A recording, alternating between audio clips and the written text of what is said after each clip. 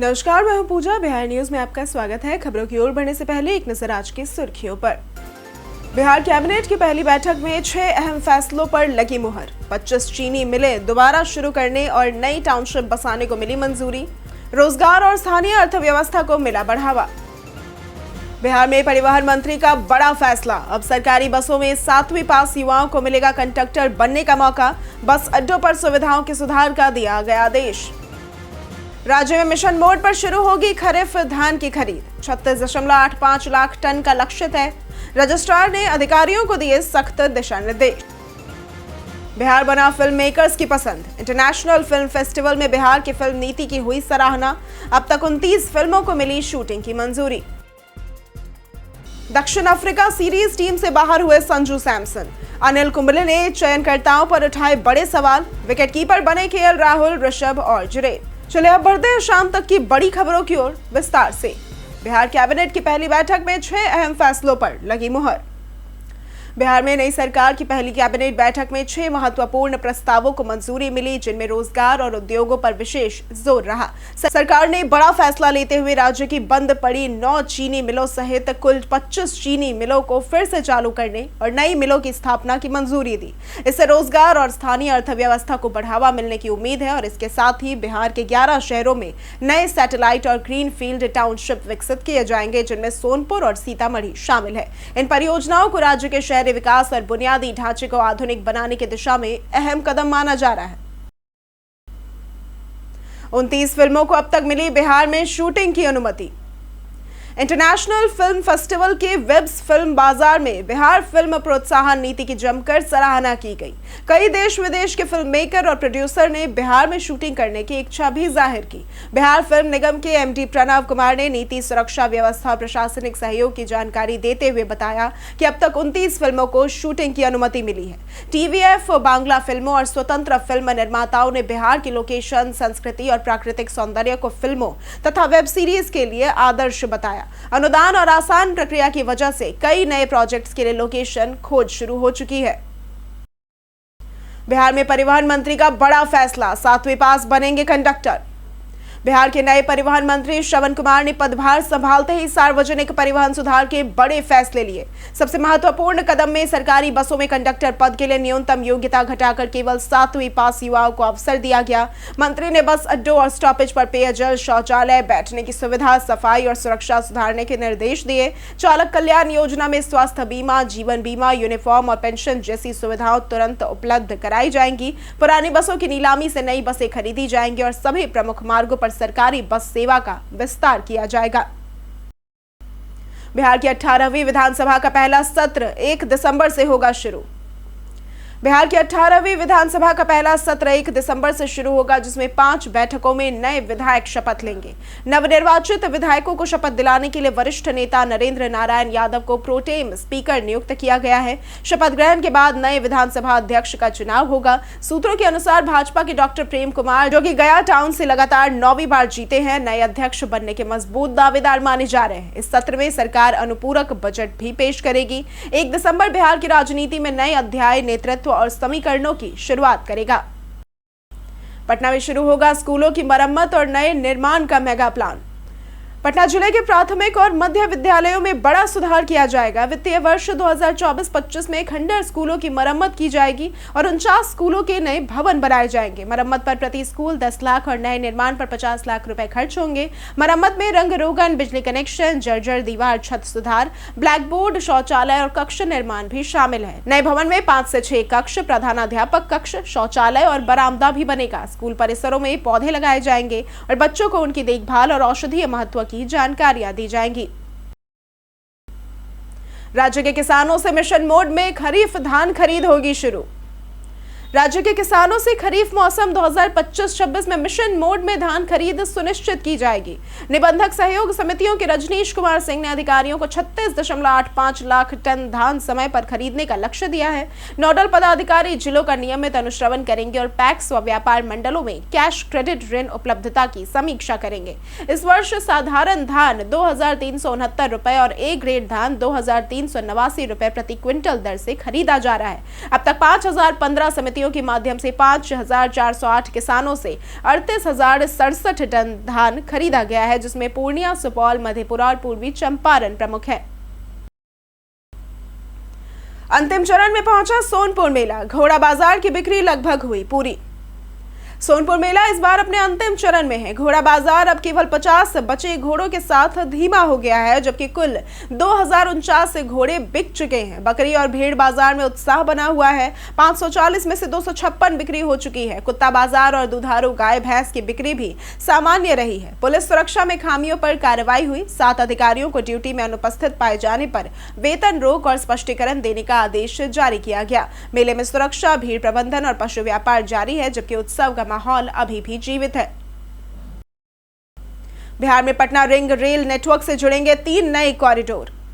बिहार में दैनिक यात्रियों के लिए 3 नए रेल कॉरिडोर बनाए जाएंगे, जो पटना रिंग रेल नेटवर्क से जुड़ेंगे। इन कॉरिडोर में बक्सर, आरा, लखीसराय, छपरा, वैशाली, नालंदा, मुजफ्फरपुर, जहानाबाद जैसे जिलों के स्टेशन शामिल होंगे। 260 किलोमीटर लंबाई में ट्रैक बिछाने पर लगभग 9,000 करोड़ रुपए का खर्च होगा। दीदारगंज और फतुहा के बीच गंगा पर 10 किलोमीटर लंबा रेल पुल बनेगा। East west corridor Buxar Kiul, north corridor Fatuha, Patna Sonpur, Hajipur, Muzaffarpur और सेंट्रल कॉरिडोर पटना फतुहा, बख्तियारपुर, बिहार शरीफ, तिलैया, गयाजी, जहानाबाद को जोड़ेगा। सुबह और शाम लोकल ट्रेनें चलेंगी। दोपहर में लंबी दूरी की ट्रेनें चलेंगी। पटना हाईकोर्ट ने साइबर अपराध अनुसंधान में खानापूर्ति पर की सुनवाई। पटना हाईकोर्ट ने साइबर अपराध अनुसंधान में खानापूर्ति के आरोपों पर सुनवाई की और राज्य सरकार व बिहार पुलिस से जवाब तलब किया। मामला पूर्णिया के साइबर थाने में दर्ज है, जिसमें डॉक्टर मनोज कुमार के बैंक खाते से साइबर फ्रॉड के जरिए 29 लाख रुपए से अधिक की निकासी हुई। पुलिस ने आरोपी के बैंक खाते की बजाय पे ऐप कंपनी के निजी खाते पर होल्ड लगाया। कंपनी ने बताया कि यह बैंक खातों का मध्यवर्ती प्लेटफॉर्म है और आरबीआई के निर्देशानुसार डिजिटल लेन देन सुरक्षित करता है। हाईकोर्ट ने केंद्रीय गृह मंत्रालय और एनपीसीआई को पक्षकार बनाने का निर्देश दिया। अगली सुनवाई 8 जनवरी 2026 को होगी। बिहार के 8 जिलों से होकर गुजरेगा नया एक्सप्रेसवे। बिहार के लिए बड़ी खुशखबरी सामने आई है। चुनाव के बाद गोरखपुर सिलीगुड़ी ग्रीनफील्ड एक्सप्रेसवे परियोजना की गति तेज हो गई है। 6 लेन वाला यह एक्सप्रेसवे मोतिहारी के 8 अंचलों और 56 गांवों से गुजरते हुए शिवहर सीमा तक पहुंचेगा और गंडक नदी पर एक बड़ा पुल भी बनेगा। पूर्वी चंपारण में 491.12 हेक्टेयर भूमि अधिग्रहित की जा रही है। परियोजना पूरी तरह ग्रीनफील्ड है, जिससे आबादी वाले इलाकों में दखल कम होगा। यह एक्सप्रेसवे 8 जिलों, 39 प्रखंड और 313 गांवों को जोड़ेगा। 520 किलोमीटर लंबा होगा। 32,000 करोड़ रुपए खर्च होंगे और यात्रा व व्यापार दोनों आसान होगा। नाराज नेताओं ने राहुल गांधी से मुलाकात के लिए दिल्ली का किया रुख। बिहार कांग्रेस बगावत की तेज आंधी में घिरी है। आधा दर्जन से अधिक नाराज नेता, जिनमें एआईसीसी सदस्य आनंद माधव और पूर्व विधायक छत्रपति यादव भी शामिल है, राहुल गांधी से मिलने दिल्ली पहुंचे हैं। असंतुष्ट गुट प्रदेश कांग्रेस प्रभारी कृष्णा लवरू और अध्यक्ष राजेश राम को हटाने की मांग कर रहा है। दोनों पर टिकट बेचने और संगठन को कमजोर करने के आरोप है। पार्टी ने 7 नेताओं को पार्टी विरोधी गतिविधियों के लिए 6 साल के लिए निष्कासित कर दिया। इसी बीच संविधान दिवस पर सभी जिलों में विचार गोष्ठियों का आयोजन होगा। पार्टी की साख और भविष्य अस्थिर दिख रही है। अवैध बालू माफियाओं की गतिविधियों पर खान विभाग ने की सख्त कार्रवाई। बिहार विधानसभा चुनाव के बीच माफियाओं ने कई जिलों में जब्त करोड़ों रुपए के अवैध बालू चोरी कर बेच डाला, जिससे हड़कंप मच गया। जून जुलाई में ईओयू और पुलिस ने पटना, भोजपुर और सारण में छापेमारी कर भारी मात्रा में बालू जब्त किया था, जिनकी कीमत लाखों में थी। बेटा, रानी तालाब, बिक्रम और मनेर में अकेले 12 करोड़ रुपए के भंडार मिले थे। अब खान एवं भूतत्व विभाग ने जिला खनन पदाधिकारियों को जांच और दोषियों की पहचान के निर्देश दिए हैं। जब्त बालू की मापी कर रिपोर्ट तलब की गई है और एफआईआर दर्ज कर कार्रवाई होगी।